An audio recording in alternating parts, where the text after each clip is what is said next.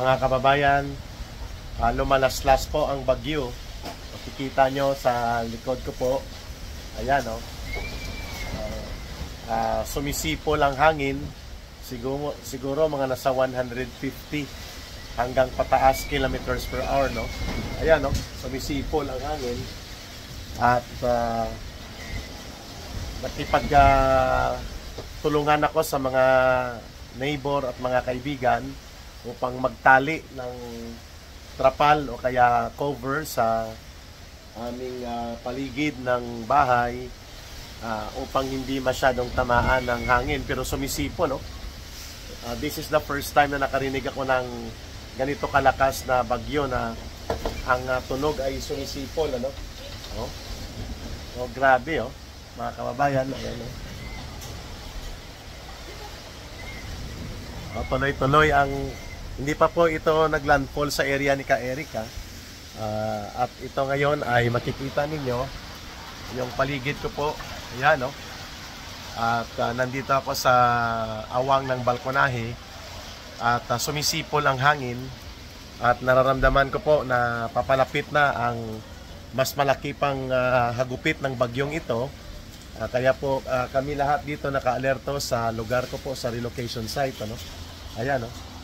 Malakas. At kaya ko ni-record ito para mamaya po pag wala na pong opportunity na makapag-record, at least na-record ko na po ang panimulang pagpasok ng bagyo sa isla ng Panay. Ayan, no? Nakikita ninyo. Oh, nagupit ng bagyo. At first time ko makarinig na sumisipol ang hangin. Usually kasi ang mga bagyo hindi tumatama ng direkta sa lungsod ng Iloilo. Ngayon po ang bagyo mismo ay dumadaan sa Iloilo City, pero mamaya pa daw alas 2 ang talagang heat of the storm. Ika nga, no, ito ay peripheral effect pa lang ng bagyo. At ayan, no, makikita nyo, grabe ang hagupit ng mga hangin na naglaglaga ng maraming mga halaman sa paligid ko. May mga yero na pong napalid kanina sa mga katabing bahay. Ayan. Ayan.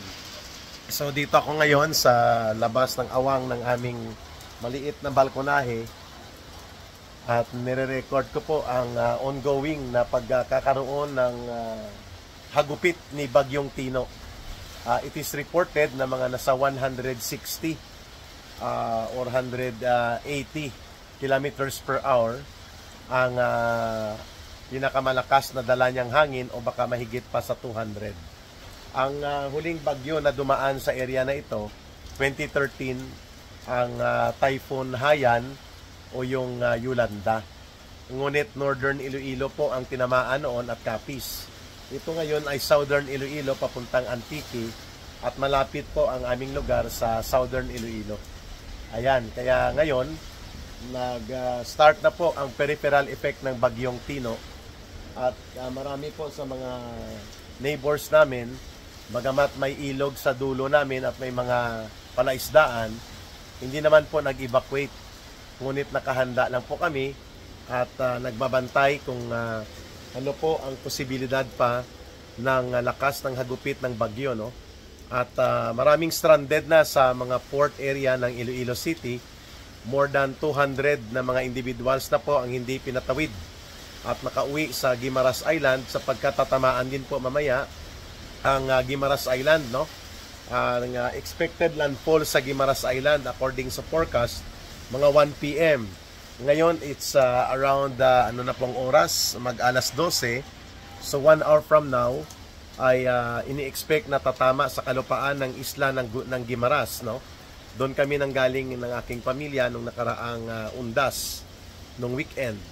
At paglusot sa Guimaras ay dudugtong ang linya ng bagyo papuntang northern side ng Antique at dito sa gilid ng Southern Iloilo. Ayan. So northern side ng Antique, southern side ng Iloilo.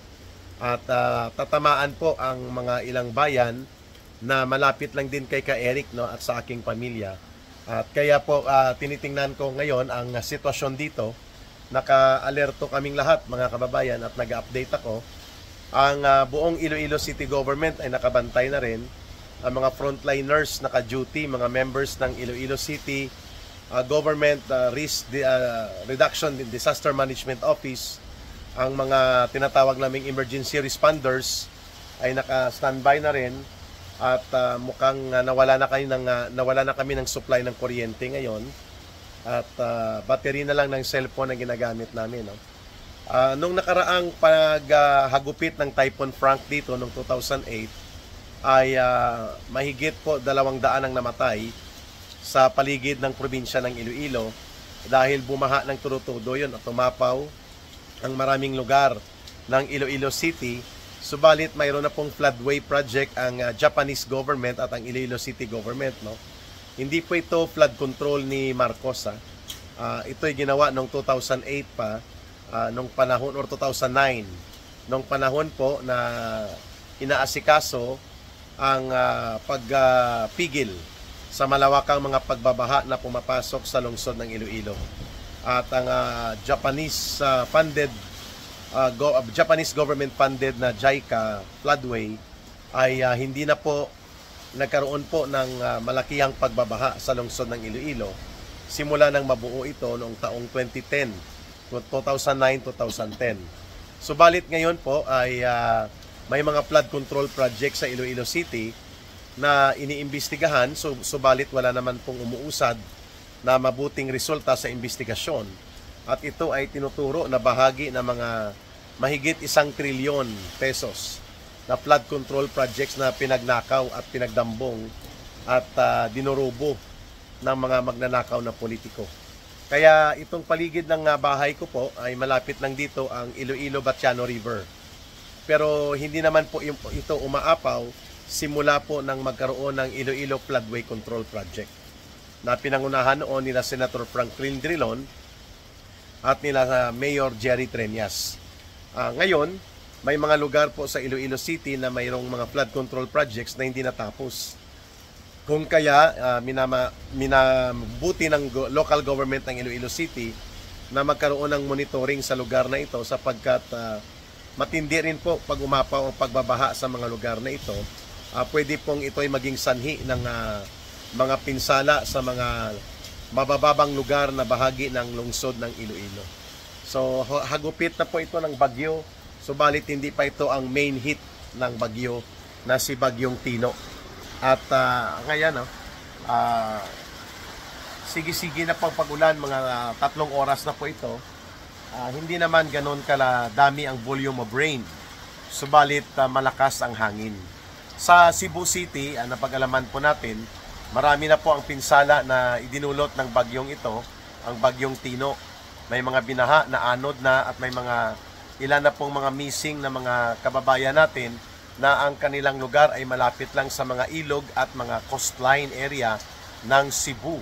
Particular like sa Talisay, Cebu, marami po ang nakita natin ng mga binabaha. So, sana po ay hindi ganon kalakas ang maging epekto at malawak na pinsala ang idudulot. Sana wag po sa mga tatamaan nito sa isla ng Guimaras, southern side of Iloilo, malapit sa amin, at mga coastline area ng Iloilo City, paakyat ng Antique hanggang sa Aklan. Yan po ang Panay Island. No? Expectedly, hanggang gabi po ang kanyang hagupit dito sa area namin. Ang peak nito mga 3 p.m. hanggang 7 p.m.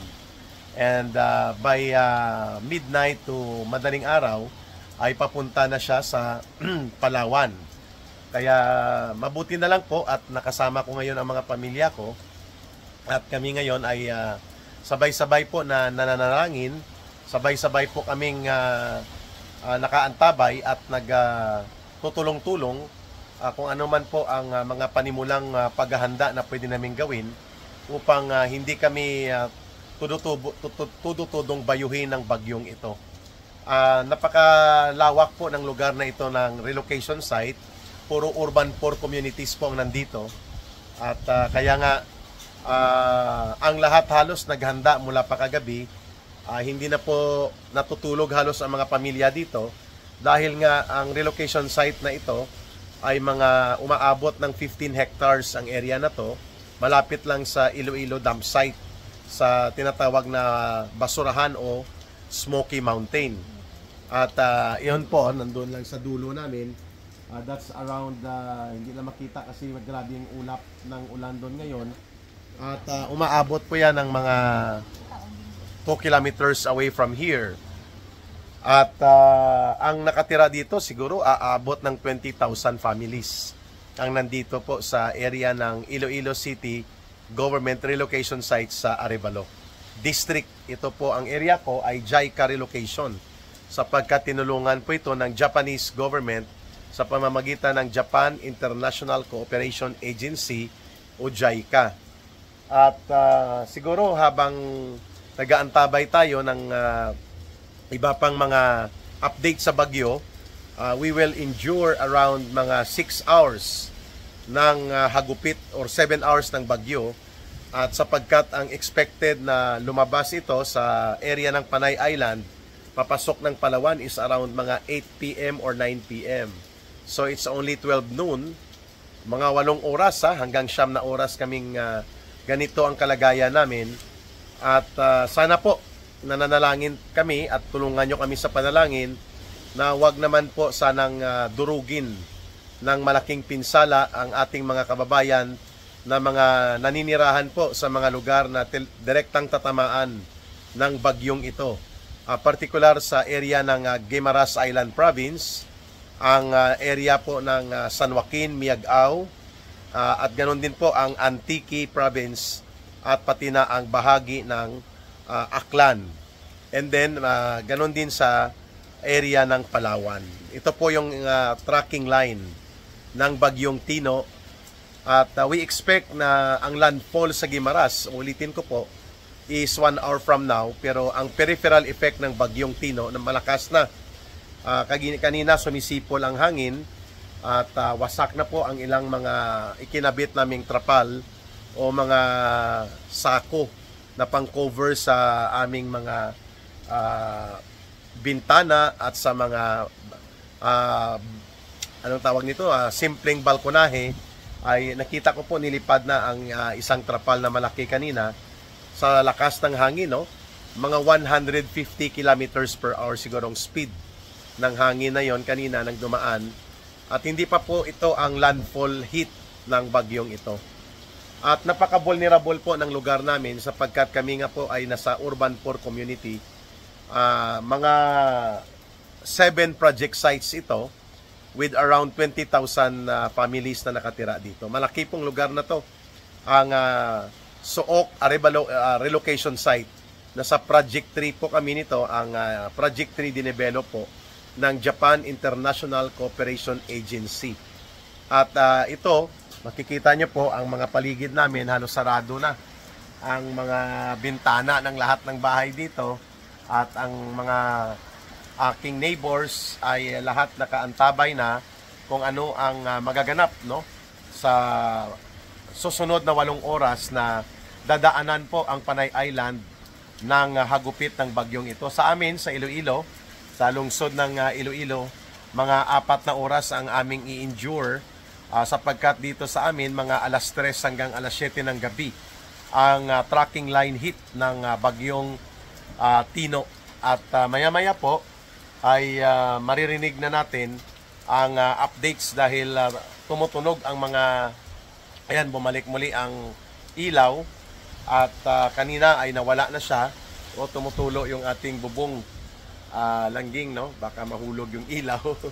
At ayan, nakikita ko ang background ko, panay po ang hataw ng hangin. Nag-live na po si Ka Eric para at least may update na rin po kayo.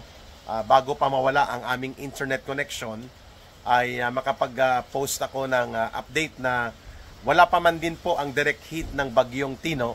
Ang peripheral effect ng bagyong ito ay dito lamang sa area ko, mga 20,000 families po ang nag-aantabay at naghahanda kung ano ang magiging epektong pinsala sakaling tumama sa northern Antique and border ng southern Iloilo ang hit line ng track ng bagyong si Tino sapagkat ang aming lugar nakakonekta po sa southern side ng Iloilo at northern side ng Antique.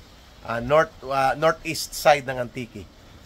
Kaya ang Guimaras Island ngayon yata ay total power out na rin at total cut out na ang lahat ng mga biyahe po mula pa kagabi ng mga sakayang pandagat at wala na rin pong internet and communication line ngayon sa kanila dahil hindi na po muna inactivate ang power supply sa area nila.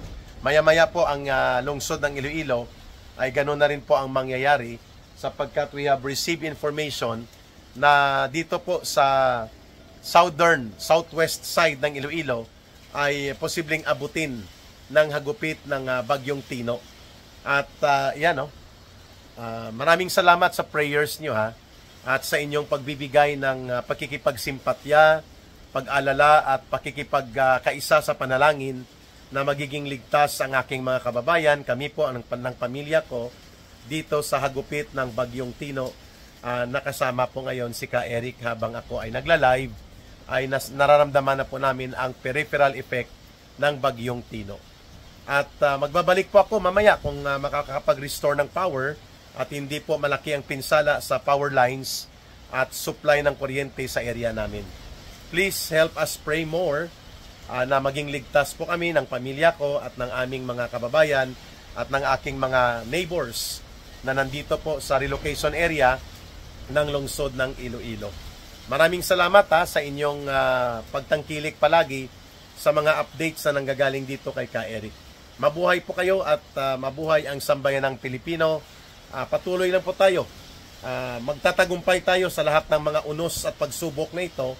Basta sama-sama tayo sa panalangin, pagtitiwala at paggawa ng mabuti para sa lipunang Pilipino at sa ating mga kababayan at sa buong sambayanang Pilipino. Mahalin natin ang bansang Pilipinas. Walang ibang magmamahal nito kundi tayo ring mga Pilipino. Para sa Diyos at sa Pilipinas nating mahal, may bagyo at unos man, ang pagkakaisa natin sa ating pag-aasam at pagsusumikap na maging matino at maayos ang gobyerno natin at maging maayos ang lipunang Pilipino ay hindi po magmamaliw sa gitna ng bagyo at mga unos. I'll give you some update muli sa pagbabalik po ng ating Ka Eric Celis live and video update kung may internet connection na muli. Maraming salamat, mabuhay po kayo. And by the way, don't forget ang ating line of support sa Bangon Sambayanan, 0916-308-7710. Uulitin po ni Ka Eric sa gustong tumulong sa amin dito at sa aking mga advocacy kasama ang mamamayang Pilipinong nagiging kahalubilo ni Ka Eric. Ang ating numero ay 0916-308-7710. GCash line din po yan papunta sa line of support natin through kay Langging Ruhilda Celis. Maraming salamat at muli magkikita tayo pagkaraan ng unos na ito at na mga pagsubok ng bagyong ito, ang bagyo ng Marcos Romualdez bulok na gobyerno naman ang ating haharapin. Mabuhay ang sambayanang Pilipino. Ito si Ka Eric, signing off for a while. Let's pray na magiging maayos ang lahat pagkatapos ng unos na ito na dadaan sa aming lugar at sa aking mga kababayan dito sa Iloilo at sa Panay Island.